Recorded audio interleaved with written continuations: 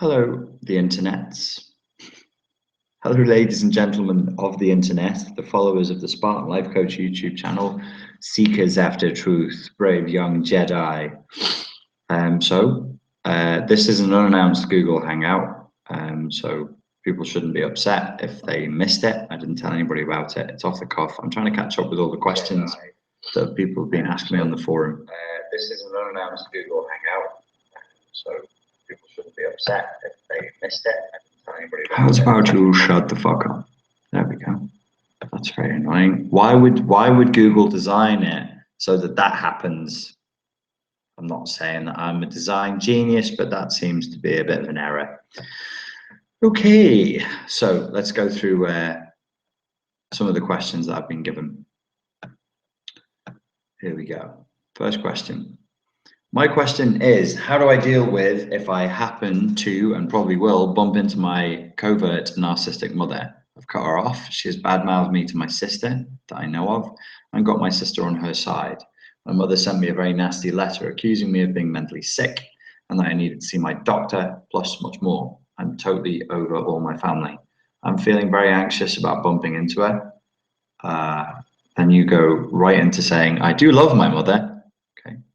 I know if I just deal with her by saying I'm not getting into any discussion about our relationship, she will still think and deal with me as I am mentally not well.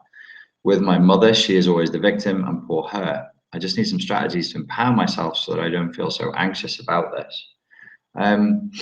This is like the kinds of question that I used to get when I was teaching self-defense and self-protection over on streetfightsecrets.com. So people would come to me and they would say, well, what do I do when the attacker comes and he's a 5'4" left-handed Filipino who loves Malay rap music, and he's holding a curved blade upside down in his right hand? And I'm like, I don't know. I don't know. I can't just give you, your brain is going, okay, here's a specific situation. So what's the specific technique that's going to solve that situation? You know, the answer that I would give to the people who were following me on Street Fight Secrets would be, well, you have to develop your attributes. You have to become better at what it is that we're doing. You have to become stronger. You have to become faster. You have to become more able to, more capable. You need to become a more capable human being in order to deal with these things. So you kind of want like a little trick I could give you in a sentence, and you go, oh, I'll do that.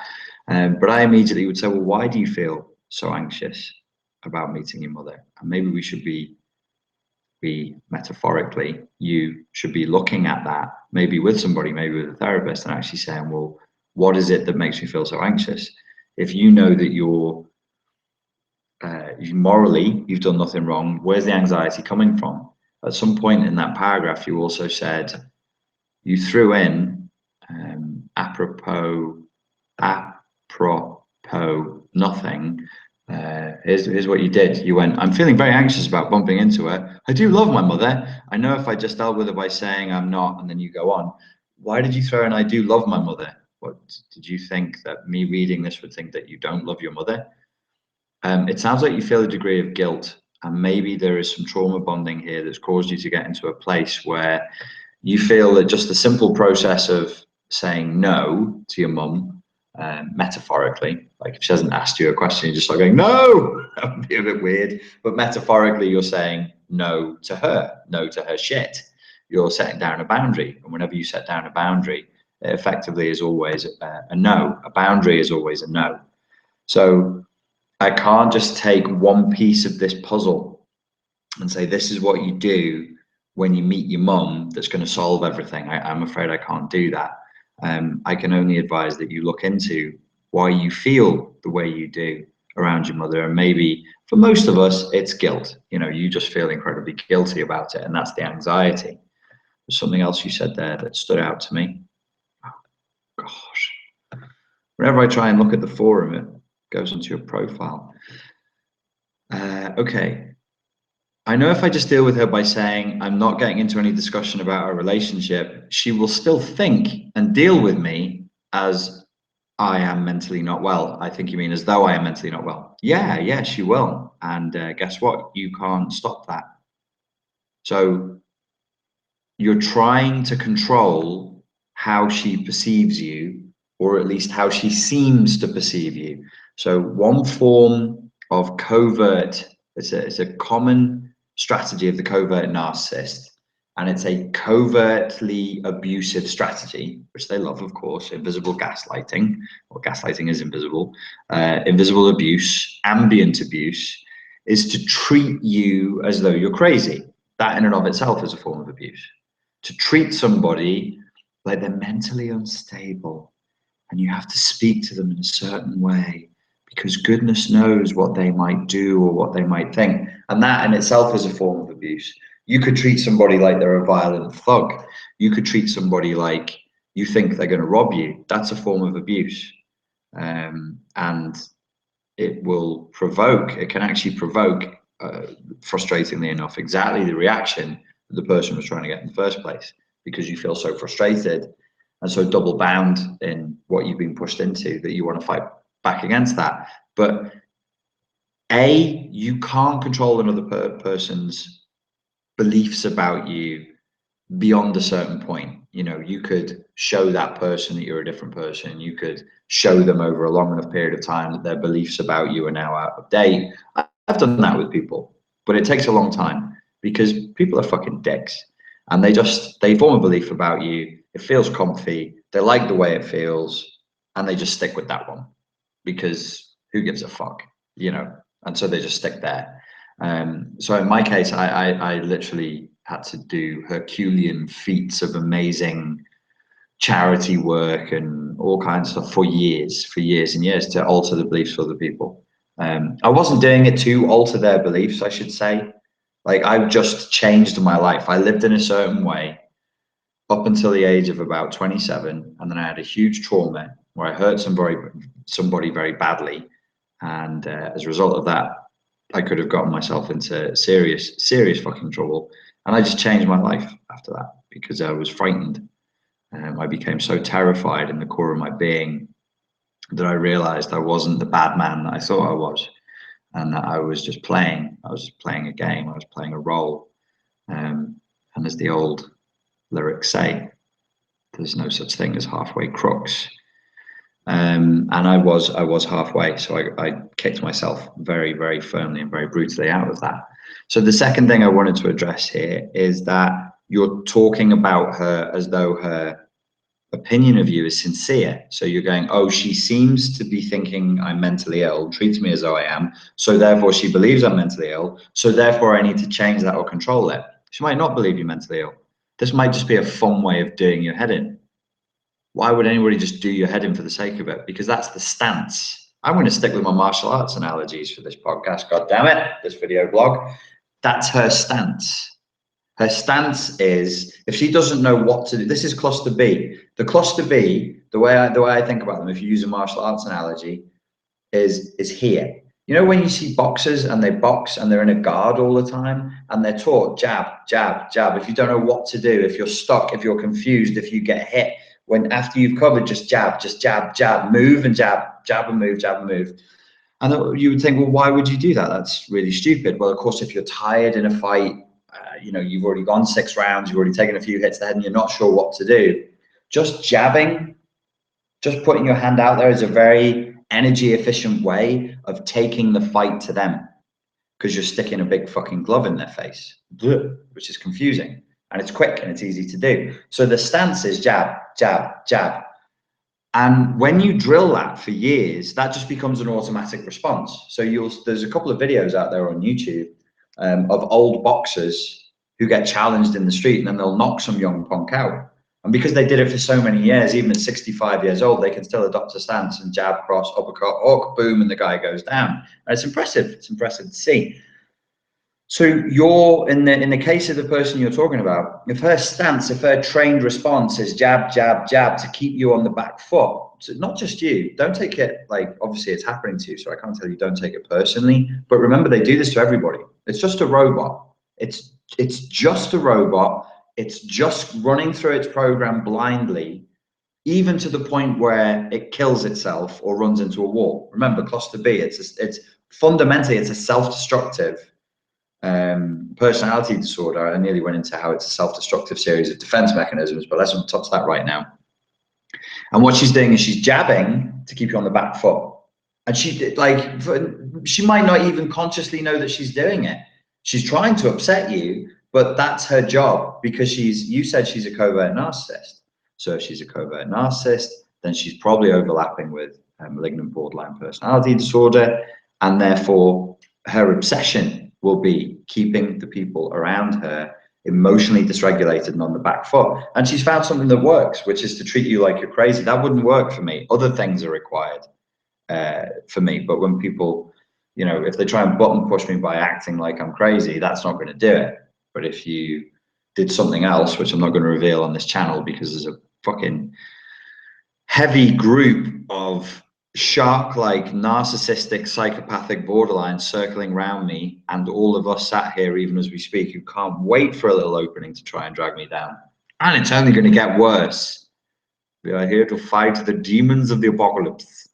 So yeah, that was a meandering answer to your question. There isn't much I can tell you that's going to take that anxiety away via a quick and simple YouTube response. You got to go deep, bro. You got to go deep, bro. You got to actually look at, why do you feel that way about your mother? What's the hold that she has over you? And is there some grieving that you need to do for the fact that, you know, she never really was a mum. She never really was there for you as a mummy. So the little girl inside of you, your handle is Kim. It could be either way. The little girl inside of you is sad and confused and angry, because she didn't have the opportunity to be taken care of by a mother. So your mother was there biologically, you know, the uterus worked. Thanks very much for the use of your fallopian tubes, mum. But that biological ability to produce a human doesn't make a mother. So being a mother is a noun, and then it's a verb, to mother somebody. So I'm probably being more of a mother to you now in a short, condensed, you know, wacky format with the technology and the internet and everything, than she has been for a long time. This is a mothering, nurturing thing I'm doing, which is to be loving, to be encouraging, to be compassionate, or just to hear that you're in pain and say, yeah, I know how that feels, bro. I know it sucks. But you've got to feel those feelings, you've got to grieve, and then through that grieving, you'll be empowered. You said you want to be empowered. So you think I'm going to give you an NLP technique, like tap yourself on the ear 3 times and say the word uvavu, and then you'll feel confident. That might work now. That might be a funny anchor. You go uvavu, and but it's not that. It's this grieving that needs to be done. All of the power will come from facing reality and not running from pain, because right now you're running from pain. So when you're running from pain, you become a runner. Whatever you do, I'm going to stick with my martial arts analogies all night. Whatever you do a lot of is what you get good at. So if you box, you're fast with your hands, you can hit targets, you can cover up, you can duck, dodge, you know, all that, duck, dodge, dive, and whatever it was in dodgeball. So if you're a runner, then you run. If you're a dissociator, then you dissociate. If you're a avoider, then you avoid. Whatever you do a lot of, you get good at. I'm a rageaholic. So when I'm provoked effectively, my response is anger, just a pure, primal, blind, self-destructive rage. That's my trauma response if I'm provoked. Which thankfully these days is not a very easy thing to do, but you know, still human, still possible.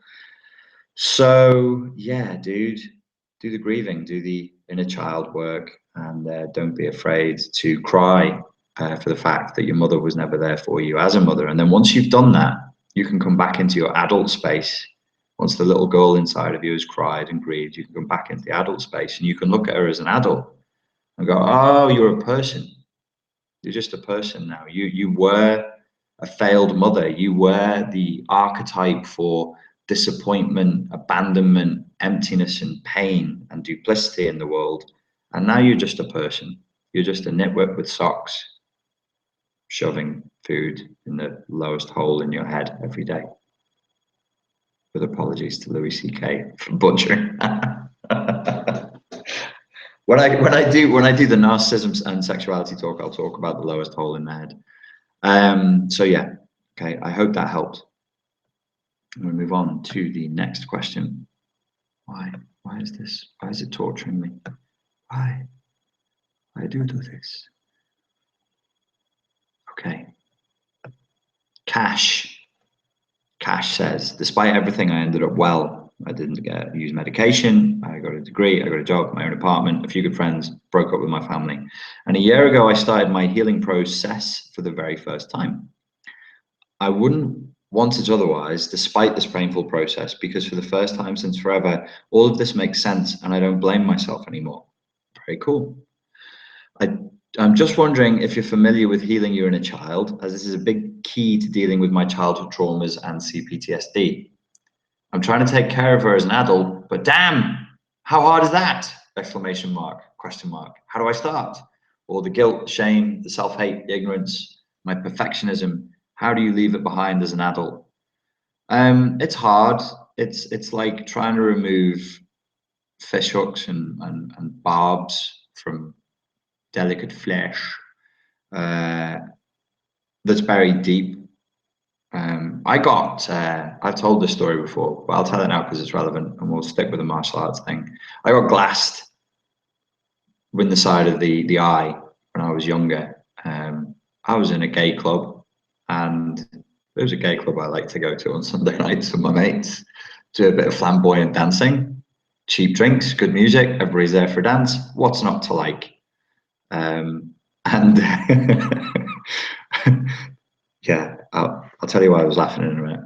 I was dancing with some friends, and a guy who had come into the club specifically to hurt a homosexual, because that was his idea of fun that night out, came over to me and started on me, headbutted me, hit me with a glass.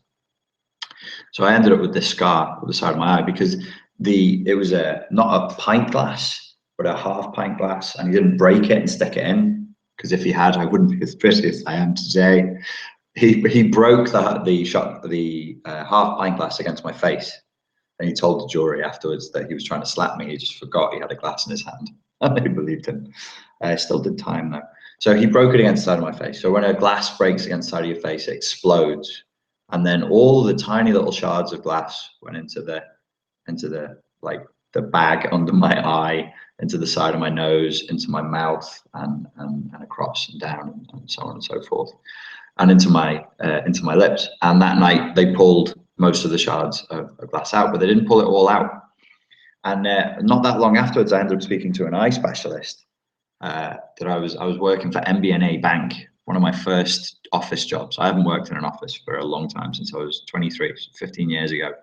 But one of the last times I worked in an office was for MBNA. I worked for Americans.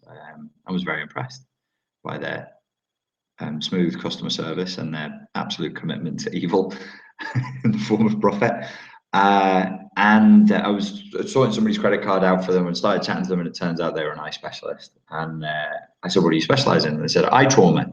I said, all right, what kind of thing? And they said, well, I just came back from a seminar in Switzerland where I was talking about what happens when skiers get in accidents and the goggles shatter. And even though they're like supposed to be shatterproof and whatever, sometimes the shards go inside the eyes. And I was like, oh, I had this experience recently, and the doctor at the hospital told me that all the glass would grow out. And she said, that's not true. She said, that's not true. We have loads of cases where foreign objects into the body can grow in. Your body sometimes can take, like, we've all probably been raised to think that the body will sensibly go, oh, this is a piece of rusty nail, we don't need this, send it away. But actually it can go in. I heard a story of somebody getting glass in their head or in their face that actually grew through the head, and eventually it popped out the roof of their mouth one day. I had to be pulled out through the roof of the mouth. But anyway, she was telling me that, yeah, through the bone here, glass can be sunken in.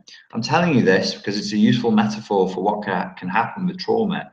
Your body doesn't reject all trauma. So your mind doesn't either. So the heart, if you like, doesn't reject all trauma. Sometimes it accepts trauma and makes it part of itself. So years ago, I went to Cambodia and I went to the temples there, which was really cool. And I shot a video at the temples. I can't remember their names now. That's embarrassing. God, that's a while ago now. That's when I was living in Malaysia. This is the early days of the Spartan Life Coach. And I was really impressed by how the trees had grown through the temples, and the temples were resting on the trees. And then some of the old trees were resting on the old temple blocks. And they just become one system. And the temple block doesn't know that the tree is there, and the tree doesn't know that the temple block is there. But they kind of, what was originally a traumatic encroachment boundary break.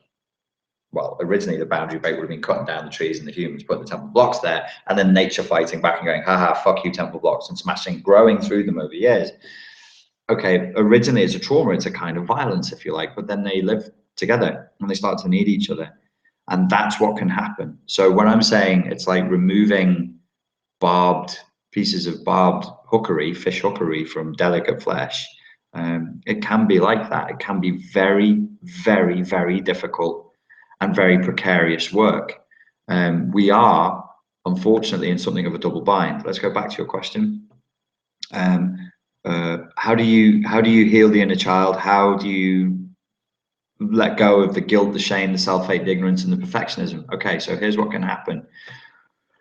When you have C Ptsd and there's an awful lot of guilt and shame inside of you, just because that's what you were indoctrinated into by a lazy, abusive parent who found it convenient or useful or pleasurable to guilt and shame you into doing what they wanted you to do, that becomes your, like a piece of malware in the system, in the software, that you just feel guilt and shame for no reason. You could just go to the supermarket and buy a pint of milk and just be overwhelmed with shame for buying that milk. You know, that's training, that's hypnosis. How do you remove it? So you try and remove it. So you go, okay, I get triggered by stuff and I go into a flashback of guilt and shame when there's not really much here to trigger me. And that's the essence of C Ptsd, is it's complex. There's not necessarily an obvious trigger in the environment. It could be completely contextual.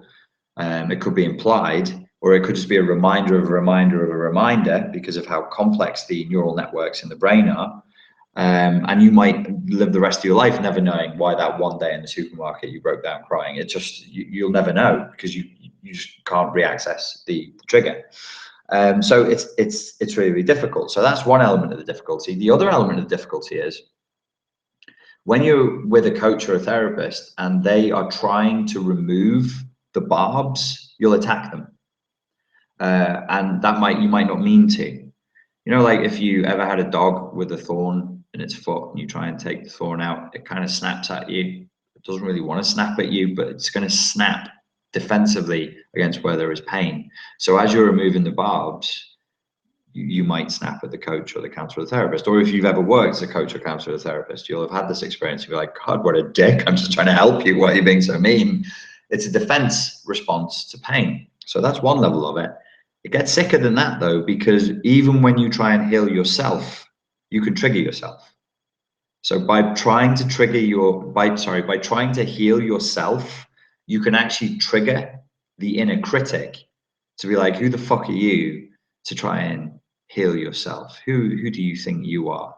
What makes you think you're so, you know, that the common inner critic voice that comes up that is just very, very degrading and corrupting and corrosive and nasty like that. Which is why I encourage people when they start this work to study complex PTSD as an academic subject, to increase their understanding of it as an academic subject. Like, okay, I'm going to study this thing so you understand the mechanics of it. And when you start, I'm always going to say, control the emotional flashbacks first. Reduce the emotional flashbacks first. If you can wipe out the emotional flashbacks, you've cured CPSD. But you can't even work towards curing the CPTSD unless the emotional flashbacks are reduced. Because if you're trying to heal, the process of healing causes emotional flashbacks. It will activate the inner critic. So I'm really strict with people. I say you must, the sine qua non, how pretentious, meaning the sine qua non kind of means like the one key element that you cannot do without. There's loads of stuff that you can do without, but the sine qua non means you cannot do without this one thing. The sine qua non of overcoming C Ptsd is to reduce emotional flashbacks. And the first step before the samurai draws his blade, he has to see the enemy, and then his hand needs to know where his sword is or her sword is and go to the hilt without looking, because the eyes need to stay on the enemy. And this is how well practiced you need to be. The very first step before the sword is drawn, because in the Japanese art of swordsmanship, Aijitsu or Aido, you don't draw the sword and step. That's not efficient. You draw and step. It's the same movement, and you do it. You don't look at your sword and go, "Where's that sword? There it is. Now I'll have a fight." You're supposed to look, and you draw and step. You draw and step and cut. You draw and step and cut and kill, and then you put it away. Well, you draw, you step, you cut, you kill, you shake the blood off, you give the blade a bit of a wipe, and then you slide it away, and then you move on. It's actually really difficult. If you've seen those katanas, you have to hold the end of the scabbard there, and you draw. When you put it away, and I've done this with live blades, and it's a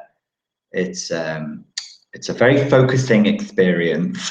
You don't look. You're not allowed to look. You draw the back, the blunt side of the blade, and you keep looking. You keep looking. You turn it. You turn the scabbard, and you turn like this, so the blade is upward, and then you put it in, and you breathe a deep sigh of relief that you didn't cut through your hand webbing, which I saw. No, I didn't see. I have a false memory. I heard after in the Aikido dojo, in the Komyokan dojo in Birkenhead, somebody went through the webbing of their hand because he wasn't present. And they, Ezra Sensei, he used to use live blades. I don't know if he still does. He went through the blade of his hand. So sometimes you have to really focus and have a purity of intent that will allow you to efficiently cut through the enemy. Do you hear the point I'm making? I hope so. Controlling C Ptsd is difficult. Monitoring the emotional flashbacks, reducing the emotional flashbacks is difficult. Your first target is the inner critic, because it's the inner critic who is the demon. You got to be the demon slayer. You got to slay the Orotsuki Doji. You got to do the Oni Gadaki. What's the Oni Gadaki? The Oni Gadaki is a move from Ninpo Taijitsu that means the demon crusher. Anyway, that's enough martial arts references, I think. These just help you to, yeah, you got that? 1, 2, 3. Uvavu. So how do you start? You got to train yourself. It's a training process. It's going to take time. How do you leave it behind as an adult? To leave it behind as an adult, I don't know. When I get my, I'm a black belt now. I'm probably a second Dan in this, but there's 10 Dans. And when you go from white to black in martial arts, that's all quite close to each other. You can go from white to black inside of 6 years. But between each Dan level, they then kind of grow like exponentially. So from first to second might be 6 years, and then from second to third might be 12. And basically what they say is that you need several lifetimes to master this stuff. No, that's actually something they used to say about Tai Chi. They'd say, how long does it take to master Tai Chi? One guy said 20 years, another guy said 50 years, and then the third guy goes, about 3 lifetimes if you're patient. So how do you leave it behind as an adult? You may never. You may never. Like I haven't. Like I can't tell you how to do that because I haven't left it behind. It's still there. I just have it very boxed away. I just have it very dealt with so that it doesn't but I can't be like in a little loincloth on a mountain going on, looking down, going, I cured all of my inner demons. I can't do that. I can just tell you it's massively reduced. My life is a lot nicer now. So study, my friend, begin your journey. The journey of 1,000 miles begins with a single step. Yeah, move forward and cut. There is a good translation of an old Japanese poem. You can look this one up if you want. Hell gapes beneath the upraised sword. Step in, and heaven is your reward. Hell gapes beneath the upraised sword. Step in, and heaven is your reward. You got to be brave. You got to cut and step, and you need to be able to do it in one fluid motion, and that takes training. Next question.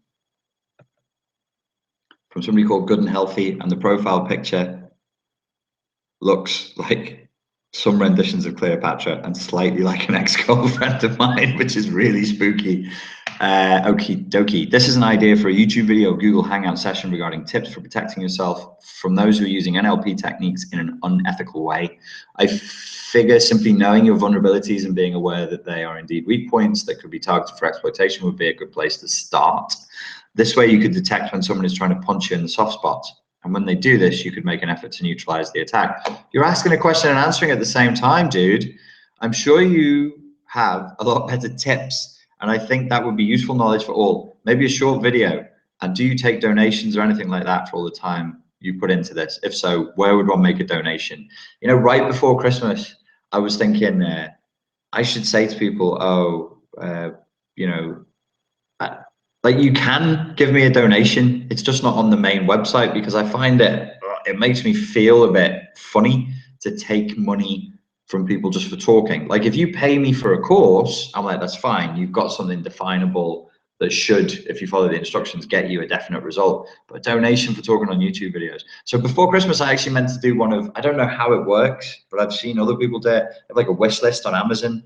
So I'd be like, I want a nice t-shirt with a skull on it. I want to buy this protein shake, and then you give me money and it goes towards that. And I just never learned how to do it. I mean, if you really want to give me a donation, I guess you would Google Spartan Life Coach and then donation. There is a page there. It's just heading off the main website. If anybody in the comments wants to tell me, it would feel less weird. And also I could be like, oh, I did this YouTube video and you guys helped me to buy this big thing of whey protein or like some training tool or something. Here it is. That feels to me a bit like, I don't know, just feels warmer than just give me money. Just give me straight cash. Okay, answering this question, how to protect from those who are using NLP techniques in an unethical way. If somebody is using NLP techniques in an unethical way, you are dealing with a pure piece of shit. I mean, you're dealing with somebody who's a really nasty fucking fuckface who needs to be punched hard. But don't do that because that would be illegal. Yeah, no, if somebody's gone out of their way to learn NLP to then use it unethically, there is no karmic redemption for them. It would take them 60 lifetimes. Do they exist? Yes, they do. I know people like that. I was raised by one. I was introduced to NLP by somebody who is now languishing in prison for abusing his children.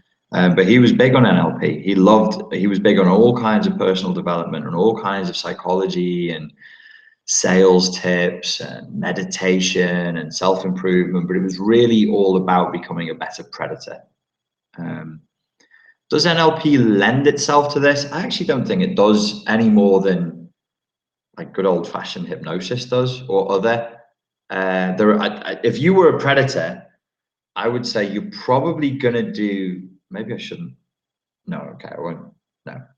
Look, NLP has become in people's heads, the idea is it's the worst thing you could learn or it's the best thing you could learn, depending on which side of the argument you stand on, to abuse people. In my opinion, it isn't. There are other systems and schools of psychology that you should study that would give you way more ability to abuse people and manipulate them.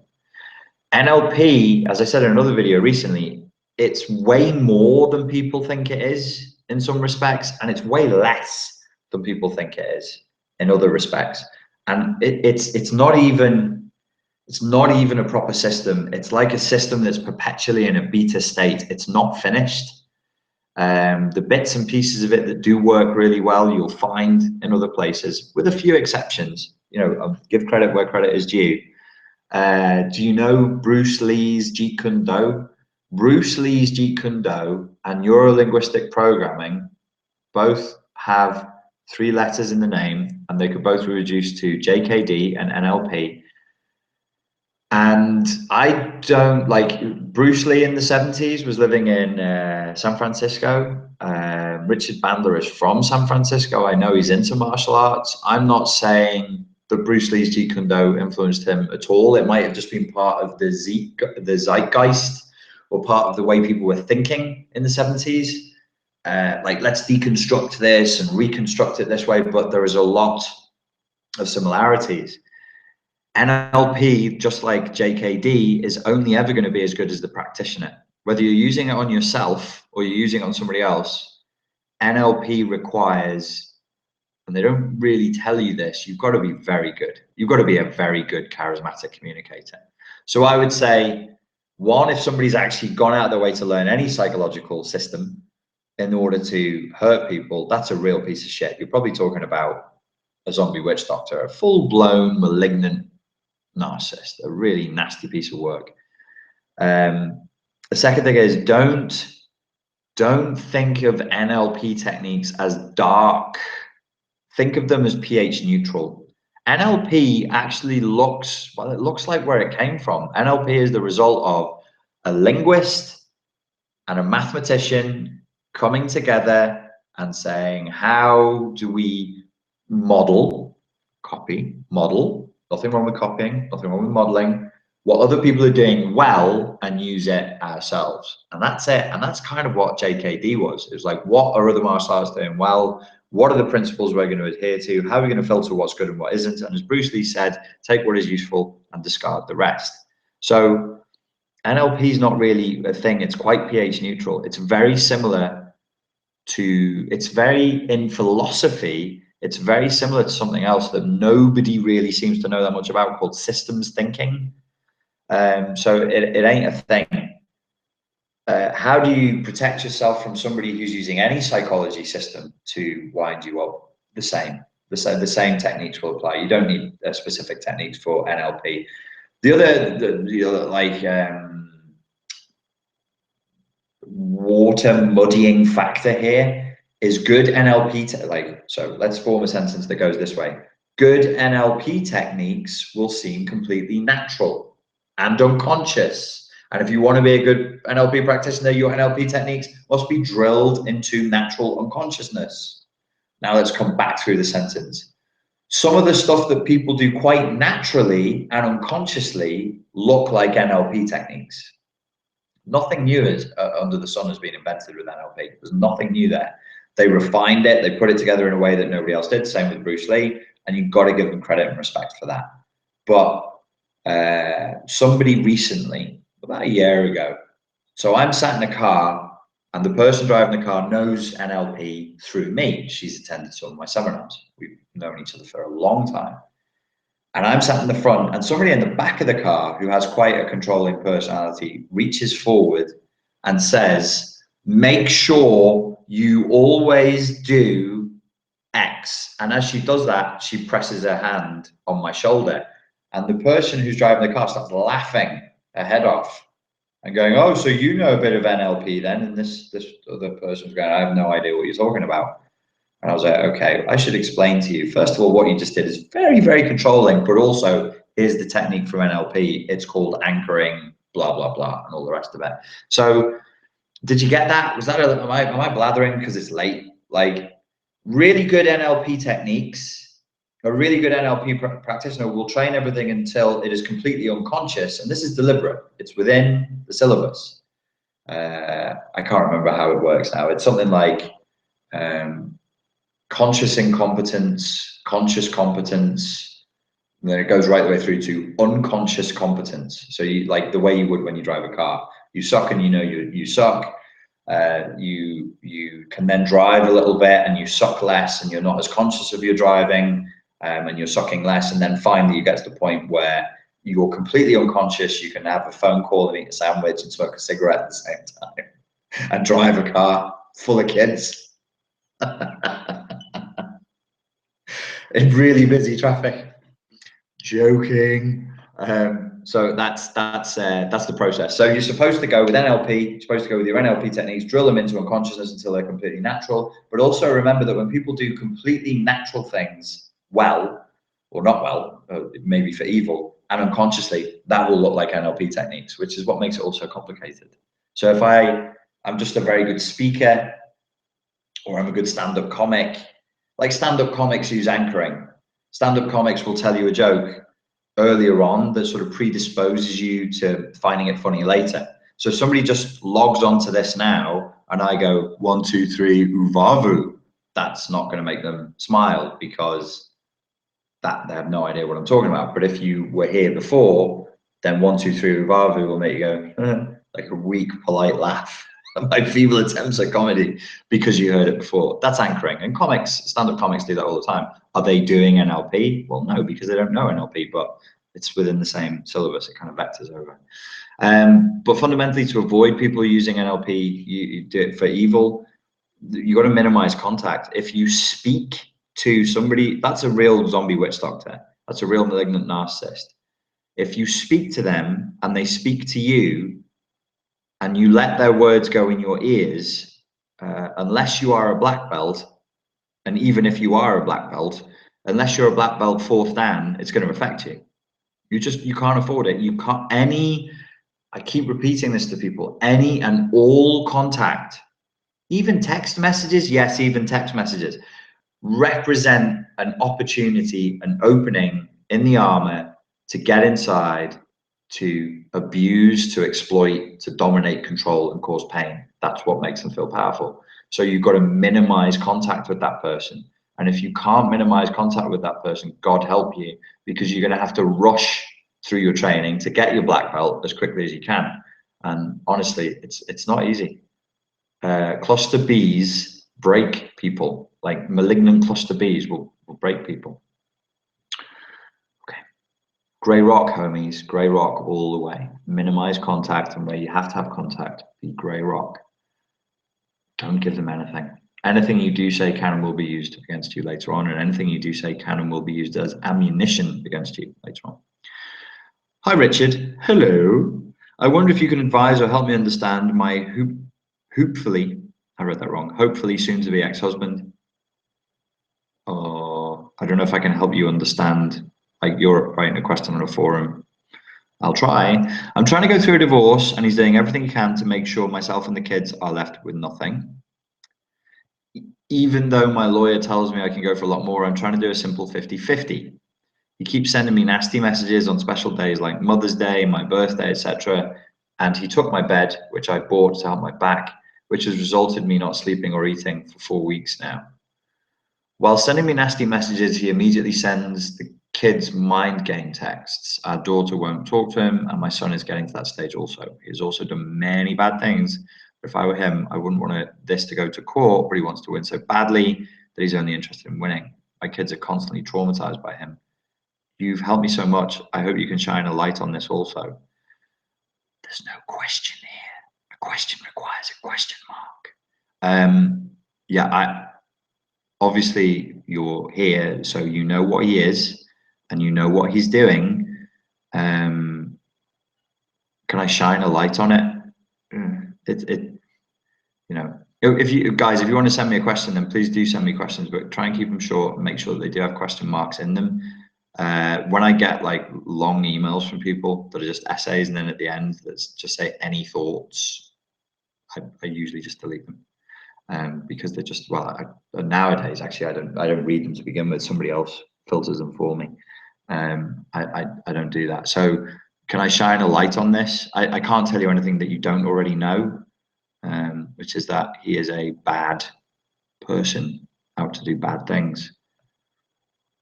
Next question. This one also doesn't have a question mark. Interesting.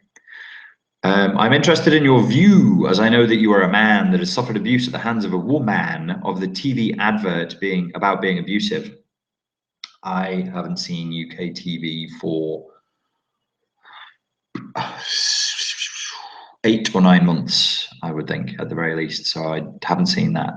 It's aimed only at males. I'm not surprised to hear that it exists. I'm personally shocked that abuse against males has not been addressed by the advert and those of other sexual orientations. This is clearly unfair to me, and I wondered what you think. It's just another example of completely commonplace misandry. If I had more time and resources, I would be more of an advocate to stop misandry. We live in I've never been aware of culture just being more openly misandric than it is right now. You can do anything to men in the mass media, anything you want. Not all men, white men, white middle-aged men, because white middle-aged men like me are responsible for all the evil in the world, all the serial killings, all the rapes, like everything from the top down, blue collar to white collar crime. We run everything, we own everything, and we are the source of all evil in the world. And you can kind of understand how people have developed that point of view, but no, the misandry is outrageous, and it will traumatize a whole nation of young males who are taking this stuff in, as it did me when I was raised in the 80s, and we had a spurt of this where we were told not to look at. I was told not to look at women. I was told not to look. It's not okay for you to look at women. If you find a woman attractive, they told me this when I was way too young, and it just wasn't even vaguely appropriate. Some over enthusiastic person came and gave us a talk on this, and I just lived in a very man-shaming environment, man-hating environment. It was just all around me. It was everywhere. It's a real shame because it's broken a lot of men and it's left the world in a real mess. You also mentioned other sexual orientations. I'm not going to do it today, but one day I will reveal. There will be an apocalypse, a great revelation, my comrades.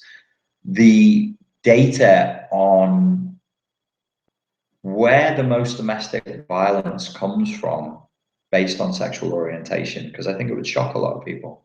And it's just something that just has to be addressed.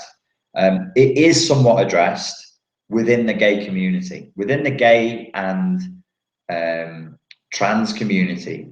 I know it is somewhat addressed, but if you're not in that reality tunnel and you're not in that mental space, you'll never see it.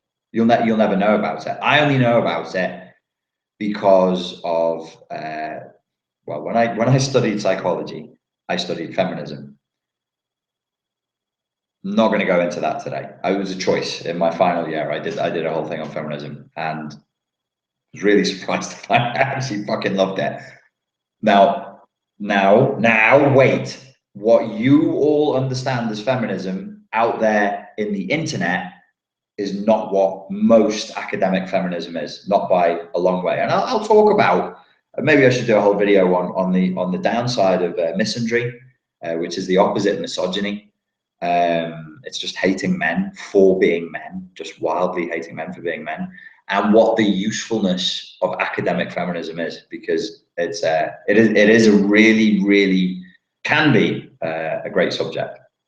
But yeah, so I am aware of, I studied it, and part of that course and what I chose to study and what I chose to do it about was featured domestic violence rates in the gay community. I've also worked gay clubs doing security, and I can tell you it ain't like it is on Sex and the City. It's known on the inside for violence and domestic violence.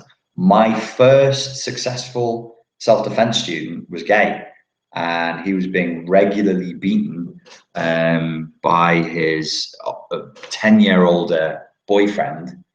And I trained this guy up for about 3 or 4 weeks, because the beatings would occur in like a 5 or 6 week cycle. Alcohol was always involved, so was jealousy. Young, good-looking guy, much older gay guy who was pretty out of shape. This young, good-looking guy is in shape, and all the girls loved him, and all the boys loved him. And the older guy was just really jealous. He was a mean fucker, horrible fucker, really mean.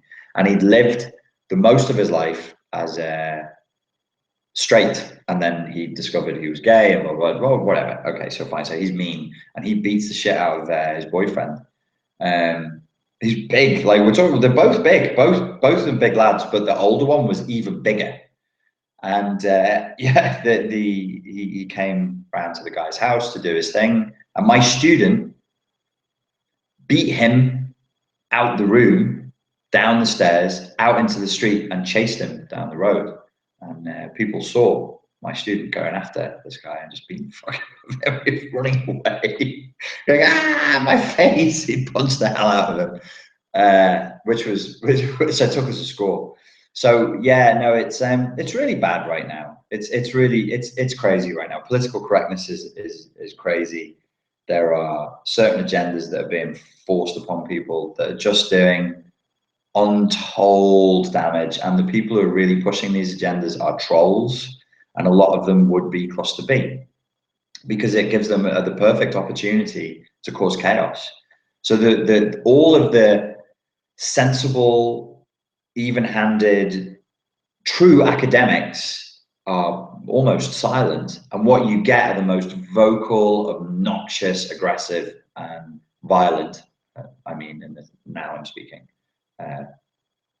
psychologically violent, not physically violent, out there pushing a hideous agenda. And I can't believe it's happening. I'm really, really sad. I heard about this advert, and I also heard about them going around schools in London now, teaching boys that it is wrong to rape women. Do they teach girls that it's wrong to dump your baby in a dumpster? No. Do they go around the schools teaching people that it's wrong to murder each other? No. Do they go around the schools teaching these kids it's wrong to drink and drive? No. So why have they prioritized this one? Because it's a crime, and it's committed by criminals. And those criminals who do it don't do it because they're confused about it being a crime. They know very well it's a fucking crime. So what is telling a room full of, I worked in schools all around the UK, all around London with teenagers. So I know who they'll be targeting. They'll be targeting the kids I used to work with, the 15 to 18-year-olds. And it'll have zero effect other than to make guys, normal guys, sane guys, who of course would never rape anybody, nor would they stab an old lady to death for her purse, feel enormous guilt, like it's for them to take on, because they're too young. They don't have the boundaries yet to say, okay, this is some politically motivated bullshit.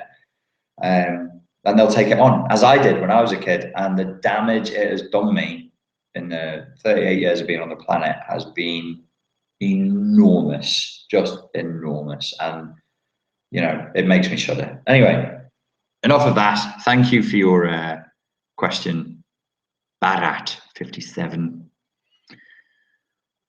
Okay, last question, and then I'm going to turn in. Oh.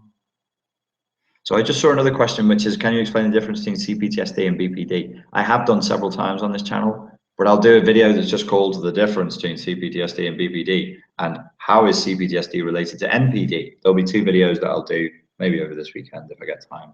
But I can't answer your question. I'm going to answer somebody else's question, but I have answered that elsewhere on the channel. But I'll give you a specific short video with no rambling.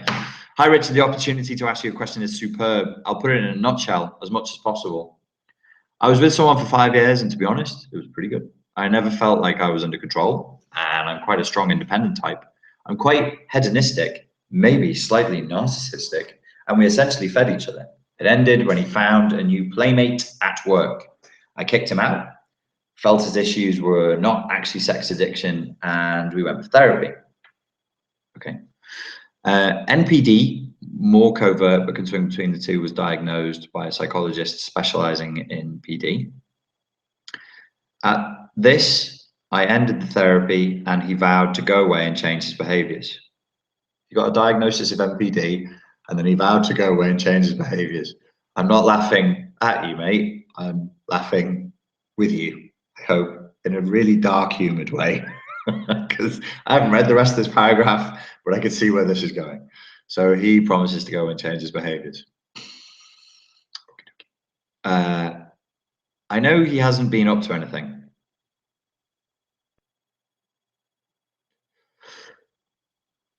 A love it when people tell me what their narcissistically abusive partners have and haven't done and what they do and don't do.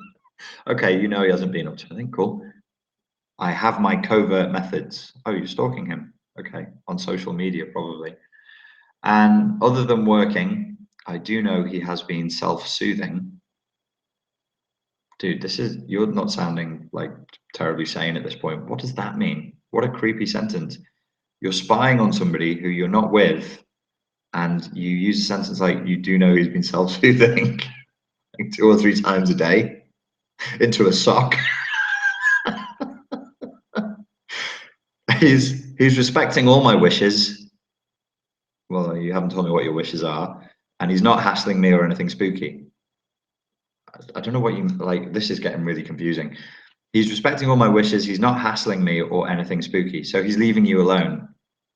So presumably your wishes were, you have to leave me alone, and he's respected that. But at the same time, you're spying on him to make sure he's not up to anything because you have your covert methods. Openly, he openly talks about his narcissistic traits and previous bad behavior, and has done so, albeit rather shamefully, even in front of others. Much to my surprise, is from my readings, NPD do not do this. What readings were they? What like, I love it when people tell me this. What readings told you that an NPD isn't smart enough to know that doing the mea culpa routine and giving himself a good thrashing with, I don't know, a nice branch and saying, I'm so sorry, mea culpa, mea maxima culpa.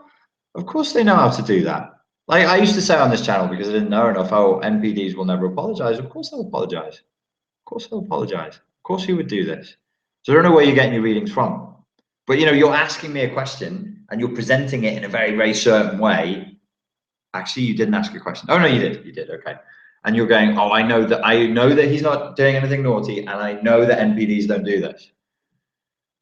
This is the reason I'm confused, is it? As everything I read says they do not admit it or like to admit it. Well, I don't know what the fuck you've been reading, but you're wrong, and what you've been reading is wrong. So maybe you should go back, and when you're asking the question, just ask a question and say, here are the facts, what do you think?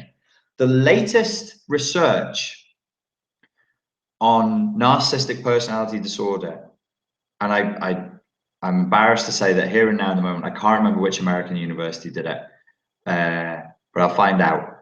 They found a new test that is the perfect test for testing for narcissistic personality disorder. And what they do is they tell the person, here's a list of narcissistic traits, and then they self-rate for their traits. And then they say, do you think you're narcissistic? And the person says, yes. That's to date, according to all the peer-reviewed research that's published in journals, the best test for narcissism. And you're telling me everything that you've read says they don't admit it or like to admit it. Well, everything that I've read says they do admit it and they like to admit it. Sam Vaknin, openly NPD, being diagnosed twice, he says. He considers it a badge of honor. He loves to admit that he's got narcissistic personality disorder because he has narcissistic personality disorder. It's what makes him special. He knows, as all narcissists know, it's a very, very small, as all people with NPD know, it's a very small percentage of the population that have full-blown NPD. So he absolutely is going to feel good about admitting it. And let's not forget, but whilst he sat there in front of other people talking about how narcissistic he is, it's still me, everybody look at me, and let's talk about how I've been diagnosed by a professional with the personality disorder du jour that everybody's talking about. How faddish, how very in. Of course he's telling people that he's got narcissistic personality disorder. Are you mad, blood? My question is it possible for him to change? Oh, I'm looking at self-confessed NPD Sam Vaknin. So you're using Sam Vaknin as an example. Okay. So you've read enough to know Sam Vaknin, and you know what Sam Vaknin says and what he does. He's openly telling people he has NPD. Okay. I'm looking at self-confessed NPD. You're looking, but you're not looking with eyes open. You're looking through the fetishistic split, and I'll explain that in a moment. And I see that Sam is married. So something must work, question mark. Must it indeed? This question, this alleged question that you presented, is full of presuppositions and assumptions, and most of them are false. No wonder you're confused. How do you know that that marriage works? What do you know about Sam Vaknin? How do you know?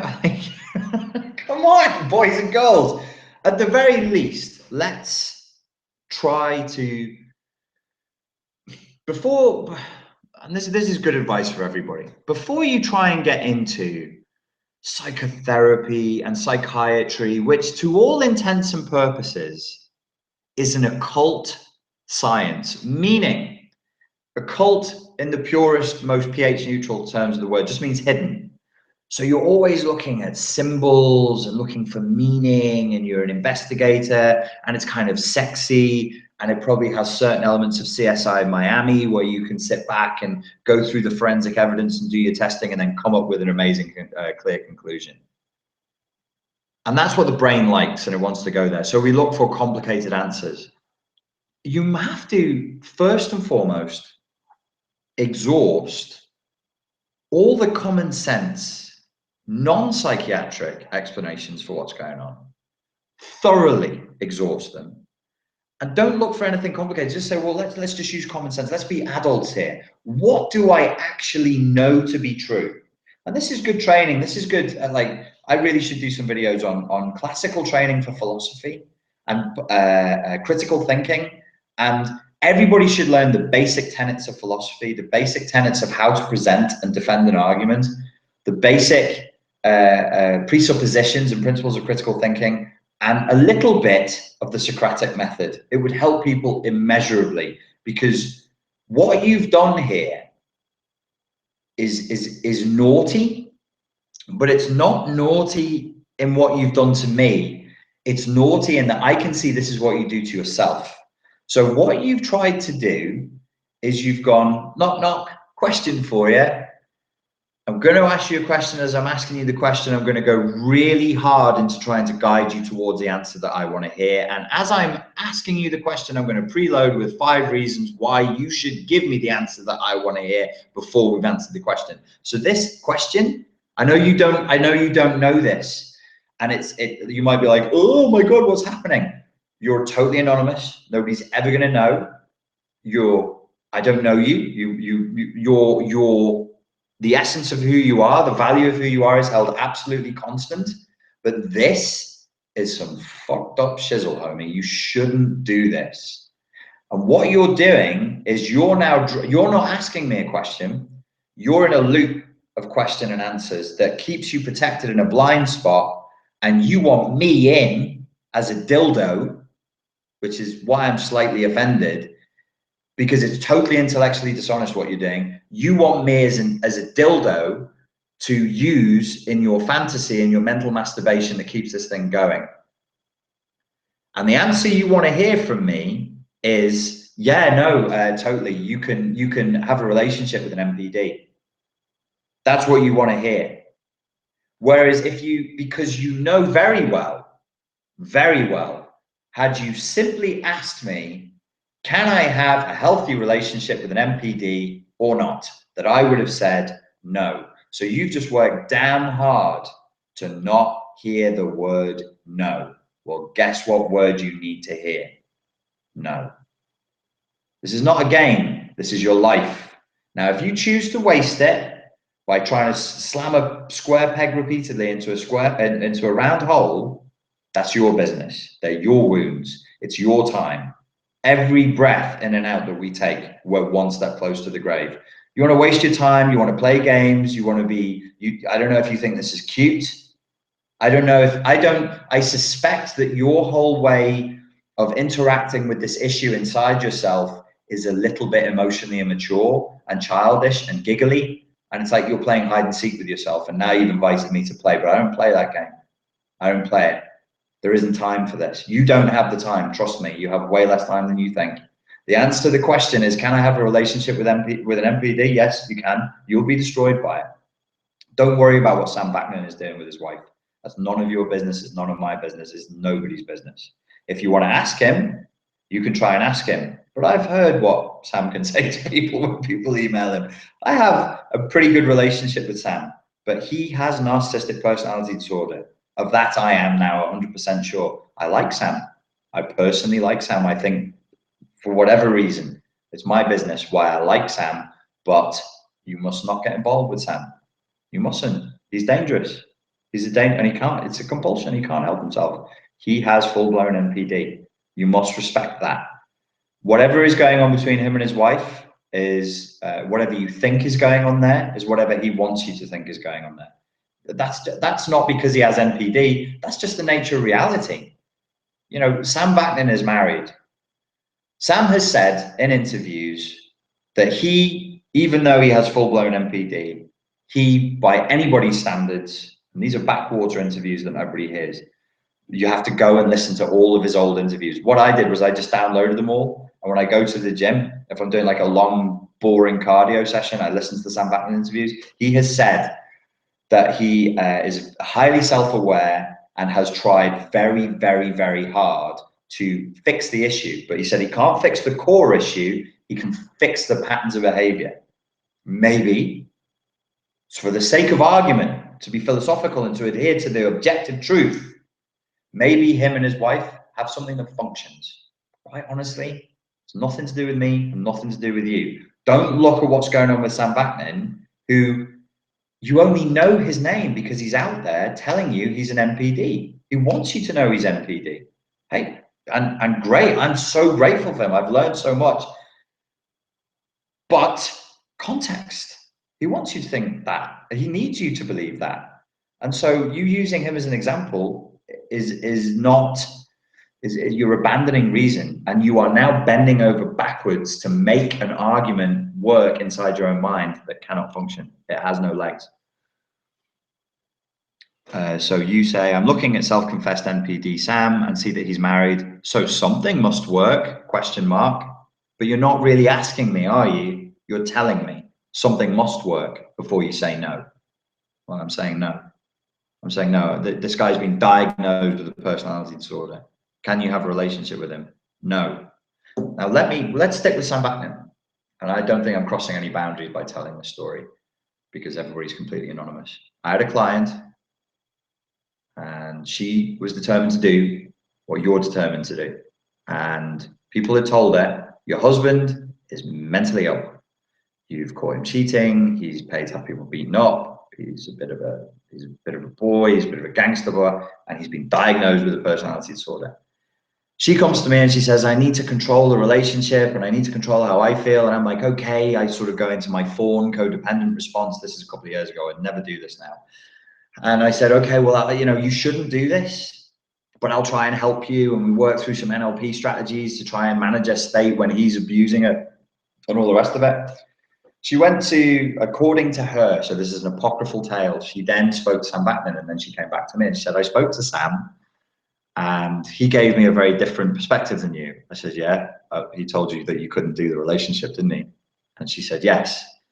And she said, I said to him, I don't care what you say, Sam, I'm going to stick with this guy because that's what I've decided to do. And Sam, this is a good apocryphal story, but I don't know if it's true or not. I think it is probably true. I can imagine Sam doing this. Sam said to her, so you're not going to take my advice? She said, no, I'm going to stay with him. And he said, good luck. And then closed the Skype call. I can see Sam doing that. So I want to finish the rest of your question out of just basic politeness, but I can see where this is going. And, we've been apart 3 months so far, and now is the time that I either continue on as I am, giving him time and space to either fuck up or adopt new behaviors. I've set 6 months, have you? Or I just turn around and say, I'm moving on. Well, you've made it clear which answer you want me to give you. So I'm not going to try and sugarcoat it or kid glove you because I don't think that will work. I'll call this the Sam Vaknin method. If you choose to carry on with this guy, you have no right whatsoever to ever complain ever again about anything he does to you. You're separated right now. Run for the fucking hills. Run for the fucking hills and don't look back. You want to get back with him? You think you can fix him? Good luck. Seriously, don't waste your life. You don't have that kind of time, and he will suck the soul out of your arsehole, and then he'll take your soul and he'll spin it around his head, and then he'll slap it up against the wall and laugh whilst you lie in a fetid mess in the corner. I hope that that was enough of a wake-up call for you. Don't fuck around with NPDs. Don't fuck around with NPDs. My relationship with Sam is like Clarice Starling with Hannibal Lecter. I do not approach the glass. I do not touch the glass. I do not hand Dr. Lecter anything, and I don't let Dr. Lecter hand me anything. It's a very, very boundaried relationship, and it's a very respectful one, and I enjoy it. I love talking to Sam. That's my personal choice. You know, but you wouldn't just use your common sense. Use your common sense. Don't abandon common sense. I think what's happened here, your name is Onwards and Upwards. It's an intro. It wasn't a good quality question, but I'm glad that you asked it, because a lot of people try and ask me questions like this. You also said that you're hedonistic and that you're slightly narcissistic. You're not really narcissistic. What's going on can all be understood in simple terms of codependency and C Ptsd. You're a codependent who's trying to keep a fantasy alive that something else is going on. And if you would just have the bravery and the strength to grieve for what you've lost in this relationship, that it will never be what you want it to be, that this person, you know, you said he's been diagnosed. You went for therapy and he was diagnosed with narcissistic personality disorder, and then he bragged about it to your friends. Dude, let it go. Move on with your life. You still have a chance. Stay with him, he'll break you, and then he will move on. So that's my answer to that question. Somebody on the Google Hangout page asked me a question before, so I'm just gonna have a little look at that. Hello, a couple of people have. You cheeky people, I need to go to bed. Oh, there's 5 questions here.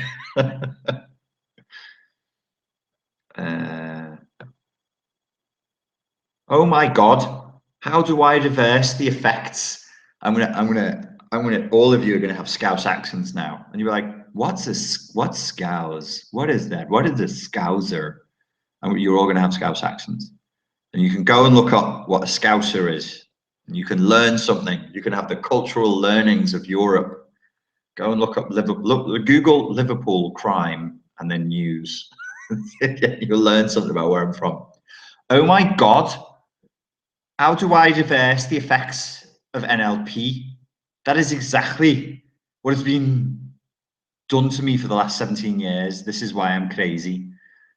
I don't know that that's why you're having problems or not. You know, if it's been done to you, gaslighting has been going on for 17 years, then you probably got C Ptsd, which is probably a more useful way to describe what you have, or emotional dysregulation, than saying that you're crazy. I mean, I refer to myself as crazy. If you like it, you can do it too. But you're probably, in truth, you've got C Ptsd and emotional dysregulation. You reverse the effects of NLP by studying C Ptsd and learning to control your emotional flashbacks, which is the sine qua non of overcoming C Ptsd. There's a new book out. It's on Amazon Kindle. It's cheap and it's simple, and it's just full of usable techniques, and it's got a couple of audios in there as well. And it's called How to Stop an Emotional Flashback. And it was written by myself and Layla Lorich. Go and get that. It'll help you. Or you could study NLP as well, if you have the time. Mr. Tati. Mr. Tati. Okay. My parents met in AA. Ooh. I never drank, but I felt abandoned by their recovery growing up and felt trapped in their cult. I can't tell who is the narcissist between the two. They projected their bad childhood memories upon me my whole life. I vowed on this channel never to talk about my opinion about Alcoholics Anonymous. You felt like they were trapped in a cult and they started to behave in a cult-like way. Perhaps you became the scapegoat. Perhaps the new addiction was to scapegoat you. and to make you feel bad.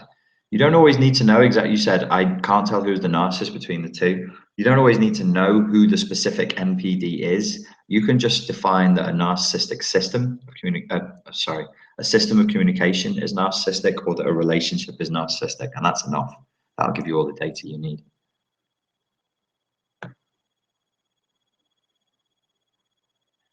Palmer says, I'd emailed you the questions that are at the beginning of your Q&A thread on your forum about being in a relationship with someone with C Ptsd. I don't think you've gotten to it yet, or maybe I just missed it. Dude, you're not on my mailing list then, homie, because I have diversified my portfolio. I put that one on Vimeo.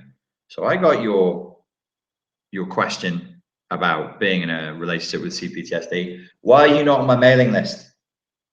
Why, Upama, why you got to play me like that? I thought we were tight, and now I see you would just diss me like that and not be on my mailing list. Go to Spartan Life Coach. Go to SpartanLifeCoach.com. This is falling apart. And sign up to my mailing list now, and then go to Google and put into Google Richard Grannon Vimeo.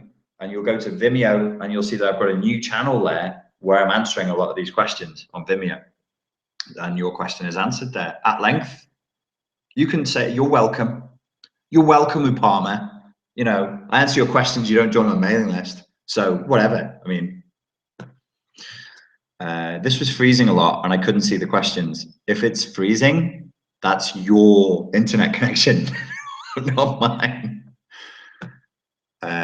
S9 Arena, what is NLP? Well, you could just Google it. I mean, I'm just saying, you're on the internet, which is a medium of finding information, asking me to do the internet job for you, which is pretty lazy. NLP stands for nice, lengthy penis.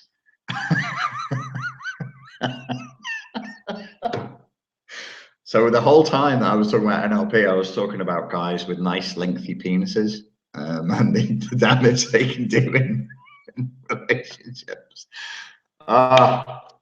Janopu says, when an outsider intervenes and interrupts your life, there is a sense of intrusion. What are you telling me? Are you telling me what I'm feeling? As an adolescent, I chose to abandon my life because I felt it got corrupted by another and I couldn't undo it. Why did you say you, meaning me or whoever is reading it, when you mean you? When you mean you say I. When an outsider intervenes and interrupts my life, there is a sense of intrusion. As an adolescent, I chose to abandon my life because I felt it got corrupted by another and I couldn't undo it. How does one rid themselves from feeling tempered with? I think you mean tampered with. Yeah, man, I feel you. You know, I was I was targeted for sexual abuse and stalking when I was very young. I was only 13, and yeah, it will linger. You need to get it theraped. You gotta get some therapy, homie, for that shizzle. Yeah, if it's been intruded upon and your boundaries been encroached upon, you know, I'm giving you like a little answer for that. You gotta seek therapy, and it takes a long time. It could be your entire life's work to overcome that. It's painful but well worth doing. And definitely don't get Stephen Fry's opinion on the sexual abuse of adolescents, because he'll just tell you to jolly well get over it. If you've seen that recent Stephen Fry interview that's caused so much distress online. What these people, like, I'll give you a little inside tip if you want to join that argument. What they don't know is on another interview where he's being interviewed by a psychotherapist, he said that a bit of buggery never did him any harm, and he doesn't think it does anybody any harm. Meaning Stephen Fry thinks, and this goes back years ago, I like Stephen Fry, but he shouldn't be saying shit like this, that forcibly raping somebody in their anus, when an older boy rapes a younger boy in their anus, nobody gets hurt. Stephen Fry, man, call me, dude. You need to get that CPTSD sorted out ASAP. You shouldn't be out there with these sick ideas floating around inside your head. I just had a very severe flashback and now understand that I've always avoided intimacy with women because of a feeling of being unlovable and hideous, and that if they touched me, they would be disgusted and go away. What can I do to love myself? It's such an obvious joke. I'm sorry. Yeah. Well, yeah. As a result of different types of childhood abuse, I ended up with the same thing. I ended up feeling very unlovable and hideous. And I always felt, like you say, if they touched me, they would be disgusted and they would go away. I felt like if I touched a girl, if I touched a woman when I was very young, that I would poison her with whatever it was that had poisoned me and made me ugly. To the extent that even now to this day, if I'm lying in bed with somebody, I try not to touch them because I think it's going to have like a negative effect on them. What can I do to love myself? You've got to reduce the emotional flashbacks. That's an emotional flashback. So you've got to reduce it. You've got to tackle it. You've got to look at that demon and find out how to slay it.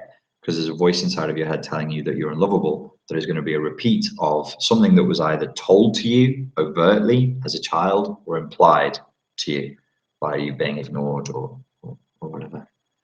All the best to you, Emmanuel. I'm glad a guy has asked me a question. Guys, stop just sitting there in silence and not asking for help and being all tough. That's my job. I'll sit here and not ask for help and be all tough. You ask for help because I'm a hypocrite. Upama says, but thank you, Emmanuel, for your question. And I hope more men join in. Come on, guys, share. Palmer says, haha, thank you. I'm so sorry. I will totally join. You won't just join. You're totally going to join. I'm totally going to join. You join my newsletter, you people. Okay, gotta finish this soon.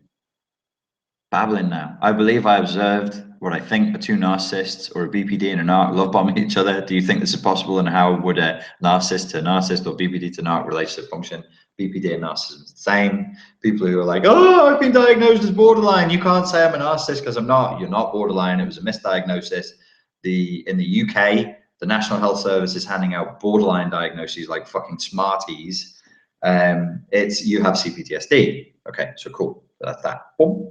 The question you're asking me, Francis, is can two narcissists get together and love bomb each other and gaslight each other? Oh, yes, they can.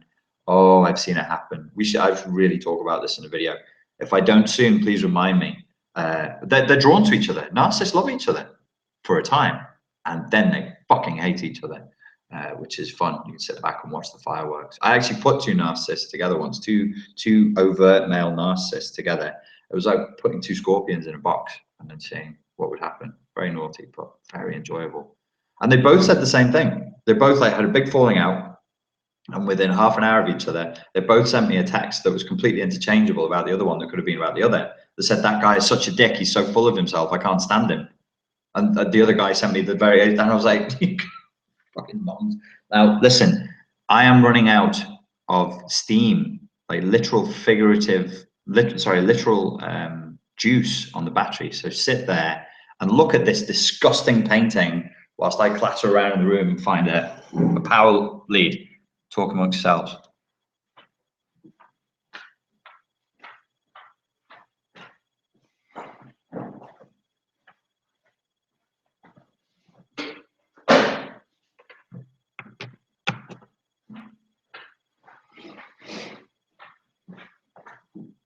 And no more questions. I have to go to bed. God damn you.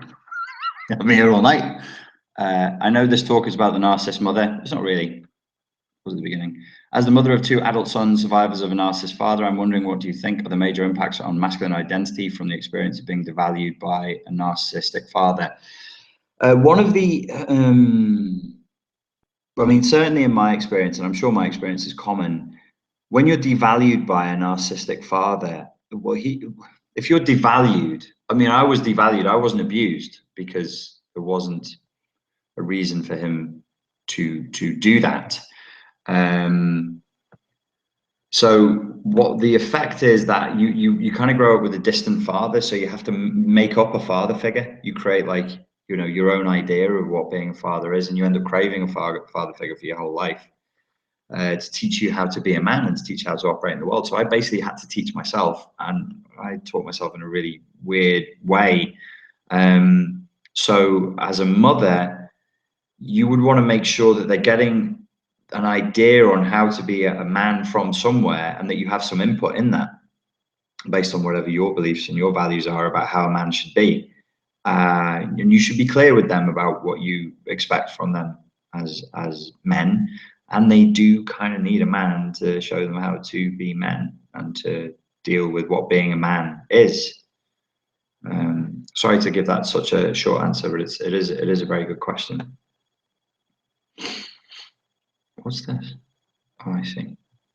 I love to hang out with Dana, so did I. Please repeat it sometime. Yes, probably around the 12th of next month, she will be hosting me on her channel, and I look forward to it because it was very good with her. Any ideas of how to be aware of the intention of the communication of the people I fear? I found knowing the intention of the communication of people helps me to feel plus safe. How to be aware of the intention of the communication of the people I fear? Well, how can you figure out the intention of anything, really? I mean, how can I be aware of the intention of the people I fear? By gathering data. That's the essence of being aware of somebody's intention, isn't it? Is to gather the data. So make sure that your process is clear, that you're gathering real data, not imagined data, and then you process the data inside of your own mind. And you need to make sure that processing of the data is as clean as possible.